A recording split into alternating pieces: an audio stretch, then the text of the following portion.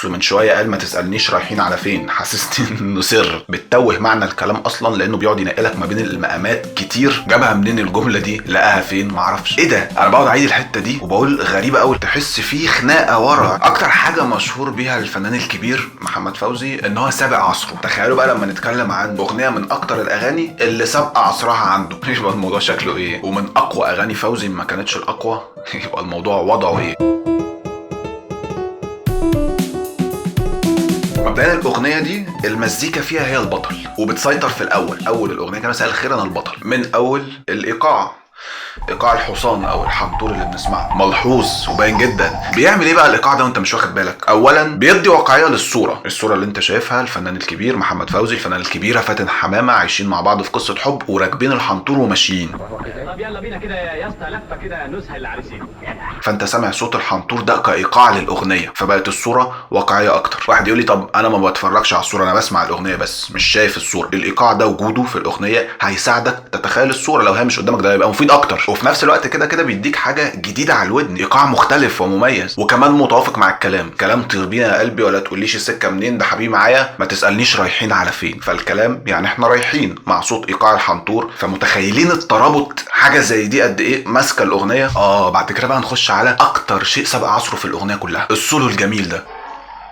تيرارا تيرارا تيرارا تيرارا. السولو المرعب الجميل ده اكتر حاجه سابقه عصرها في الاغنيه، وده مش رايي، ده اللي حصل. تلاقي دلوقتي بيتسمع وبيتعزف وبيتعمل له كفرات وبيتعمل رنات موبايل وشغلانه. جابها منين الجمله دي؟ لقاها فين؟ معرفش. جمله من كوكب تاني، مقامها كورد، يعني عشاق المقامات الموسيقيه، وهي الاغنيه بشكل عام مقامها كورد. يمكن ده من اسباب انها سابقه عصرها، ان المقام ده هو اكتر مقام بنستخدمه في العصر ده. بندخل على المذهب جملتين، مش بدايه وسط نهايه، لا يعني بينج بونج كده. تربيني يا قلبي ولا تقوليش السكه منين، ده حبيبي معايا ما تسالنيش رايحين على فين. وبينهم مرض المزيكا بترد عليه في النص، السكه منين تيرا. رد المزيكا هنا مهم جدا. المردات عموما بتاعه المزيكا جوه الاغنيه مهمه جدا، ملعوبه، مش بنرد كده تأدية واجب، لا ردود قويه بقت جزء من الاغنيه. ان انا لو بدندن الاغنيه كده هقول المرض تيرا هدندنه، ده جزء من الاغنيه مهم. فانتوا لما تسمعوا الاغنيه تاني ركزوا مع المردات وهتشوفوا ده. نخش بقى على الكوبليه الاولاني اللي فيه شيء بيخض. هو بيقول للورد من يوم وحدتي، فبتلاقي فيه هارموني برضو. المزيكا غريبه في الخلفيه ورا، الكمانجات بتلعب جمله كده. بص هو بيقول ايه وانا هلعب جمله الكمانجات بصوتي عشان نفهم ايه ده.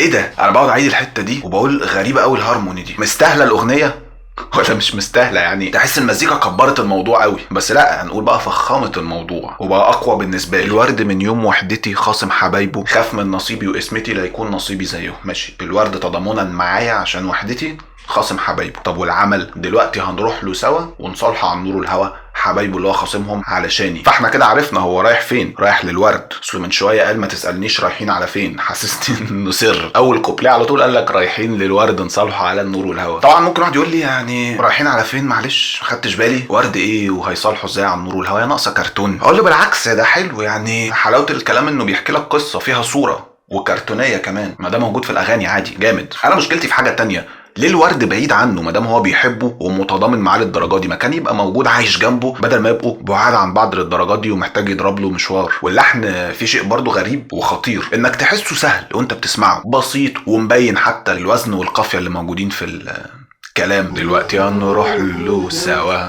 ونصالحوا عن النور والهوى طايرين على جناح الهنا. حلاوه الكلام اللحن مبينها، ان في الحان من كتر ما هي صعبه بتتوه معنى الكلام اصلا، لانه بيقعد ينقلك ما بين المقامات كتير. هنا لا، تحس ان اللحن وانت بتسمعه سهل وبسيط ولطيف، ولكن هو مش سهل. هي دي بقى الفكره، ان هو يحسسك انه سهل لكن هو مليان تفاصيل وفي نقلات مش سهله خالص.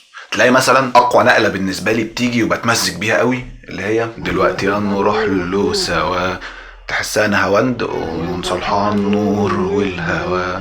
فجاه طايرين على جناح الهنا بيروح بره المقام، ما تفهمش عايز يروح يعمل ايه. فانا حاسه يبان سهل لكنه خطر برضه، وهو ده الابداع، انه صعب وانا مش واخد بالي. البساطه مع العمق مع ان الجمل حلوه، ده معادله صعبه جدا. ومساعد عليها جدا برضه طريقه غنى فوزي الممتعه والمرنه. عارف لما يبقى واحد لابق في الكلام تحس فوزي لابق في الغنى. حتى على فكره في النقله اللي انا لسه قايلها دي المزيكا مفخمها اكتر برضه، ما فوتتهاش كده. ركزوا في الخلفيه المزيكا بتقول ايه، وهو فوزي بيقول طايرين على جناح الهنا.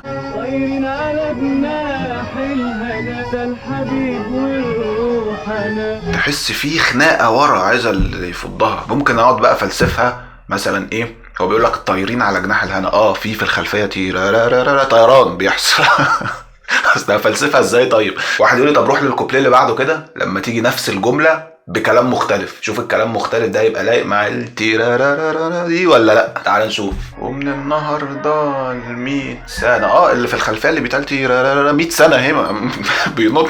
بينط معاك 100 سنه. وطبعا ما بين كل كوبليه والتاني بنسمع الجمله العبقريه دي، سمعناها بآلة نفخ فلوت معين، سمعناها بوتريات، وسمعناها حتى بصوت هارموني عالي مسيطر، صوت فوزي موجود وواضح فيه.